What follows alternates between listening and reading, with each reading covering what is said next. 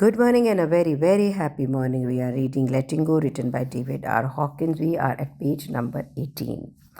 और टाइटल है यहाँ पे the power of inner decisions. जो भी हम बुक्स में सीख रहे हैं, जो हम इसे अपना रहे हैं, जिससे हमारी ज़िंदगी के अंदर चीज़ों में बदलाव आ रहा है। राइटर कहता है ये कोई फ़िलोसॉफ़िकल बातें नहीं है, कोई फ़िलोसॉफ़िकल पोजीशन नहीं है, ये प्रैक्टिकल प्रोसेसेस हैं जिसको जब हम एक्सपीरियंस करते हैं रियल लाइफ में तो प्रूव कर पाते हैं।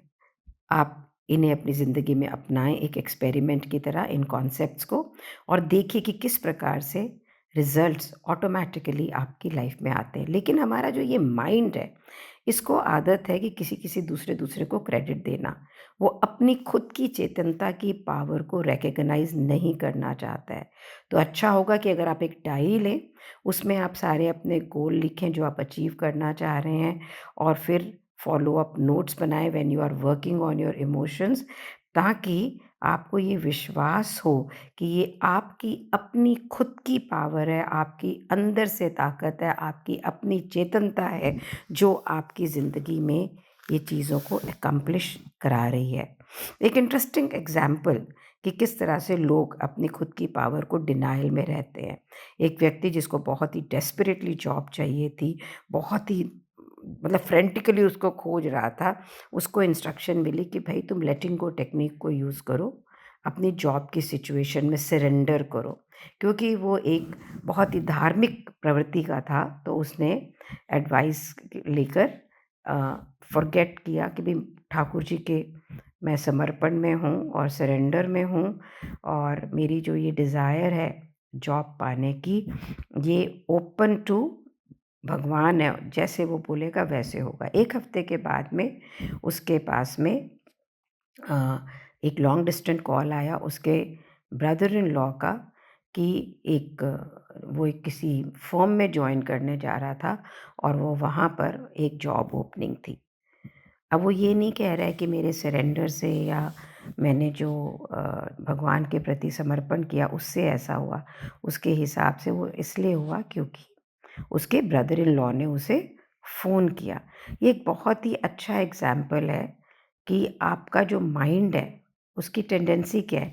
It was its own surrender, letting go, जिसकी वजह से वो कॉल आई उसके ब्रदर इन लॉ की। वो इतनी फ्रेंटिकली जॉब को ढूँढ रहा था और उसकी जो डिज़ायर थी, उसकी फुलफ़िलमेंट नहीं होने पा रही थी गोल की। जैसे उसने लेट गो किया और ये 24 घंटे के अंदर उसको जॉब मिल गई।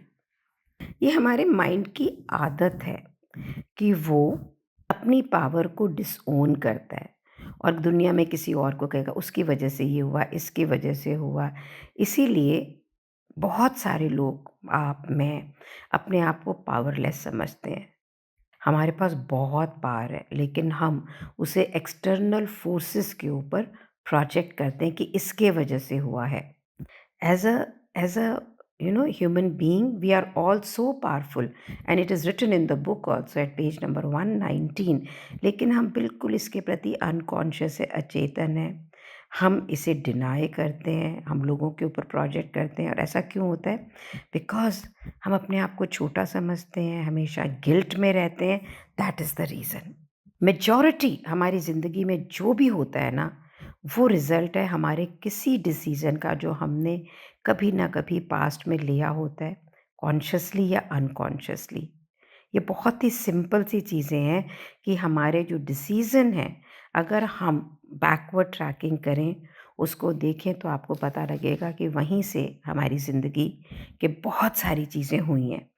ये सिद्धांत को एक और लाइफ प्रैक्टिकल इंसिडेंट से राइटर बताता है कि एक वुमन मेरे पास साइकोथेरेपिस्ट के लिए आई, उसको ट्रीटमेंट चाहिए था। उसके हिसाब से उसका रिलेशनशिप कभी भी काम नहीं करता था। उसका एक असंतोषजनक लव अफेयर था, उसके एक के बाद एक, और शी ऑलवेज फेल्ट यूज्ड, कि भाई मेरे को सिर्फ यूज़ किया जाता है। She felt abused. उसके अंदर बहुत ही रिजेंटमेंट थी अपने प्रति, बहुत सेल्फ पिटी थी, डिप्रेशन में थी। अब प्रॉब्लम ये थी कि वो कहता था कि मेरा रिलेशन कभी भी वर्कआउट नहीं करता है। अब क्योंकि हम डिनाई करते हैं अपने माइंड की खुद की पावर को, तो हम जो बिल्कुल ऑब्वियस है, जो बिल्कुल स्पष्ट सामने चीज़ें, उनको भी देख नहीं पाते हैं। देखिए कि किस प्रकार से आप बिल्कुल सचेत ही नहीं हैं। एक वुमन है जो सामने कहता है, राइटर बैठी है और उसको ये नहीं पता है कि वो क्या कह रही है, कि अपने खुद के बिलीफ सिस्टम, उसका माइंड इतना पावरफुल है और उसमें एक सिंगल थॉट है कि मेरा रिलेशनशिप तो कभी काम करता ही नहीं है। तो भैया ज़िंदगी में यही तो होगा, रिलेशनशिप काम नहीं करेगा। ये जो हमारा जिनी है ना, अंदर हमारे जिन, अचेतन, अनकॉन्शियस माइंड, अचेतन मन, ये एक जिन की तरह है। ये सिर्फ ऑर्डर लेता है, ये कोई डिसीज़न नहीं लेता है। तो अगर आपने कहा मेरा रिलेशनशिप काम नहीं करता है, तो आपका कोई रिलेशनशिप काम नहीं करेगा।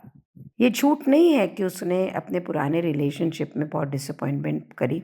उसने क्या एक्सपीरियंस किया, self pity, resentment, jealousy, envy, ये जितनी भी चीज़ें थी ना, उसका अपना स्मॉल सेल्फ, और उसको ये चीज़ें फीड करती रही हैं, फीड करती रही हैं, फीड करती रही हैं। तो अगर हम ये देखें ना कि कहाँ कहाँ पे हम अपने आप को छोटा महसूस करते हैं, तो आप ये देखेंगे कि ऐसी चीज़ें हमारे दिमाग को बड़ी अच्छी लगती हैं कि यार मेरी ज़िंदगी कितनी मिज़रेबल है, कितनी ग्लोरीफाई है, अरे मेरे तो किस्मत आत में ठीक ही नहीं है, इसमें बड़ा जूस है, लोग मेरे से कितने मीन हैं। और ये ऐसी जो चीज़ें हम सोचते हैं, महसूस करते हैं, अपने आप को इसके अंदर बहुत यू नो मैं विक्टिम किम करोमि कुछ गच्छामि पतितो दुःख सागरे, कहाँ जाऊँ और दुःख के सागर में पड़ जाऊँ, इसका हम बहुत बड़ा प्राइस देते हैं। We really really need to listen to कि ये जो हमने अपने अंदर प्रोग्राम्स को सेट कर लिया है। आप ये जान लीजिए कि अगर आपके माइंड में की डिसीज़न में ये पावर है कि आपकी ज़िंदगी के अंदर नेगेटिव चीज़ें हों, तो उसमें इक्वली ही पावर है कि आपकी ज़िंदगी को वो पॉजिटिव डायरेक्शन दे।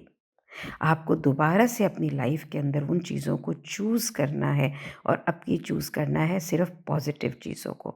पुराने ओल्ड प्रोग्राम्स को कैंसिल करना है। और वो कैसे होगा? सबसे पहले आपको ग्रेटिफिकेशन में आना पड़ेगा, शुक्राने में आना पड़ेगा, उसमें से बाहर निकलना पड़ेगा।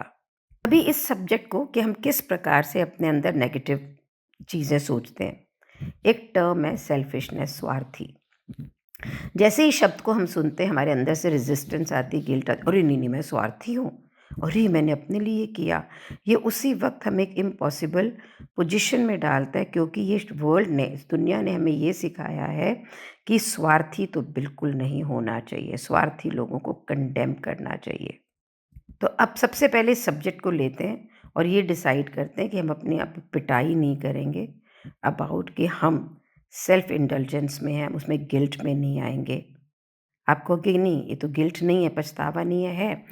तो I earn money, I want to go for a holiday, और मैं हॉलीडे अपनी फ्रेंड्स के साथ जाना चाहती हूँ, और मुझे ये लगता है कि लोग कहेंगे ये तो बड़ी सेल्फिश है, अपने हस्बैंड को, अपने बच्चों को लेके नहीं गई है।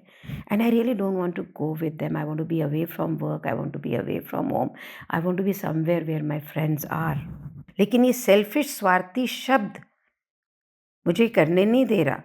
अब राइटर कहता है कि अब ये जो टर्म सेल्फिशनेस है, स्वार्थीपना, इसको हम सिर्फ एक कलेक्टिव मोटिवेशन और mode of operation of small self, वहाँ से देखें कि माइंड जिसको सोच के हमें प्रोग्राम किया हुआ है, कि उस प्रोग्राम को हम रिवर्स में लेके जाएं, इस शब्द को अनइंस्टॉल करें और ये अपने अंदर प्रोग्राम डालें कि भैया सेल्फिश होने का मतलब ये नहीं कि हम गिल्ट में आ जाए, हमने कोई पाप किया है, हम कोई गलत काम कर रहे हैं।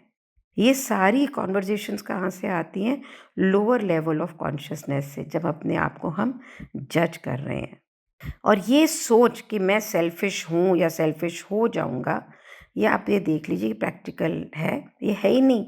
ये आपकी एनर्जी को कंज्यूम कर रहा है, मेरी एनर्जी को कंज्यूम कर रहा है। हम अपने जो गोल्स को एकम्प्लिश करना चाहते हैं, उनको नहीं कर पाते हैं, क्योंकि हम स्वार्थी ना कहलाए जाएँ, इसलिए बहुत सारी चीज़ें वो करते हैं जो रेलेवेंट नहीं है। For an example, I want to save money, I am 66, I want to have money for my future. ऐसा नहीं कि मेरे पास एसेट्स नहीं है, पर इस डर से कि लोग मुझे स्वार्थी बोलेंगे, मैं बहुत सारे खर्चे करती हूँ और मैं पैसा सेव नहीं कर पाती हूँ। I live a good life, मैं ये नहीं कह रही हूँ, but I don't save, I am not able to save money because I don't want to be called selfish. Guilt होती है मुझे घर में लोगों से बोलने का, भैया ये खर्चा मैं नहीं उठाऊंगी, ये तुम खुद उठाओ।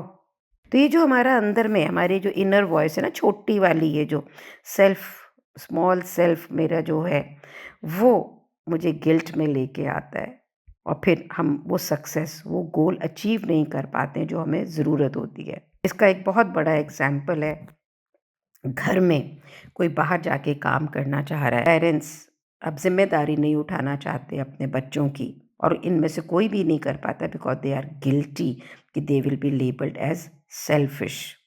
ये जो गिल्ट गेम के अंदर कहीं पे भी जीत नहीं है, सिर्फ सॉल्यूशन ये है कि लेट दिस गो। तो प्रश्न ये उठता है कि हमने हमेशा इस पछतावे में रहना है, नहीं मैं तो इसलिए कर रही हूँ क्योंकि मेरी फैमिली के लिए ज़रूरत है, दिल है या नहीं है, और मे बी आपकी अपनी ज़िंदगी के लिए बिल्कुल वर्क नहीं करता, तो क्या करना है आपको? ऐसी ज़िंदगी बिता देनी है कि भाई आदर्श बनने के लिए? इम्पॉर्टेंट ये है कि हम अपनी ज़िंदगी को बेटर करने के लिए यहाँ पे बदलाव लेकर आएँ। अगर कोई हमसे, किसी को हमने पैसे दिए और हमें उसको पैसे चाहिए, बिना गिल्टी फील किए हम उससे बोलें कि मेरे पैसे वापस कर। बिना गिल्टी फील करें हम उसको बोलें कि I can not take this responsibility. और अगर नहीं करना है तो एटलीस्ट इसको गिल्टी फील किए बिना तो ना करें। एटलीस्ट ये तो देखें कि अच्छा ये मैंने चूज़ किया है, let's not be guilty about it. जैसे ही हम जो ये सेल्फिश छोटेपन को हमें दर्शाता है, वहाँ से हम निकलते कि हम सेल्फिश इसलिए हैं कि मेरी लाइफ में इसके भी ज़रूरत है, मेरी लाइफ को मैं कभी भी फ्रीडम से जी नहीं सकूँगा। इमीडिएटली हम स्मॉलर सेल्फ से ग्रेटर सेल्फ की तरफ जाते हैं, वीकनेस से पावर की तरफ जाते हैं, सेल्फ हेट्रेड पैटर्नस से लविंगनेस और हार्मनी की तरफ जाते हैं, फ्रस्ट्रेशन से अकम्पलिशमेंट की तरफ जाते हैं। तो अगर इस सारी चीज़ों को, चैप्टर 7 को बिल्कुल समराइज़ करें, तो जो भी आप अपनी ज़िंदगी में चाहते हैं कि हो एफर्टलेसली, आपको उसको एनविजन करना है, आपको लेट गो करना है। उसके पीछे अंदर जो आपके अंदर स्ट्रगल है, उसको करने के लिए जो गिल्ट हो रही है, उसको करने के लिए जो एंग्विश हो रहा है, जो एंग्जाइटी हो रही है, उसको आपको लेट गो करना है और आपको अपनी इंटेंशन को डिक्लेयर करना है विद टोटल एक्सेप्टेंस, डिसीजन लेके, और with the act of consciously choosing it. Believe me, in many cases हम तो फंसे हुए होते ही हैं, खुद तो हम निकल ही नहीं पाते हैं और दूसरा भी कोई निकला हुआ नहीं होता है। Rather when we become free, then only we can make anybody else free. So guys, chapter number 7 जो हम डिज़ायर का टाइटल है वो भी ख़त्म हुआ है। हमने देखा डिज़ायर एक रोक की तरह, एक ऑब्स्टेकल की तरह कैसे, उसके बाद था हैविंग, डूइंग एंड बीइंग, चीज़ों का होना, चीज़ों को करना और उसको अपनी बीइंग में लेकर आना, उसी तरह से हो जाना। What is that mean? Then we learned about glamour, कि हम कौन सारी चीज़ें सिर्फ चमक के लिए करते हैं, right? And then the power of inner decisions, कि आपके खुद के डिसीजन ही आपको ज़िंदगी में सक्सेस दिला सकते हैं। And are you ready for it? Thank you so much for being in my life. Thank you so much. Tomorrow we'll start with chapter 8. Thank you so much.